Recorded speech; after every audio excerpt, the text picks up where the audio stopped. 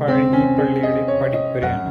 കാരണം ഇതിനകത്ത് ഓൾറെഡി നിൽക്കുന്നതിനെ തന്നെ നമ്മൾ പഴമ ഒട്ടും ചോരാത്ത രീതിയിൽ ഇതിനെ സെറ്റ് ചെയ്തിട്ടിരിക്കുകയാണ്.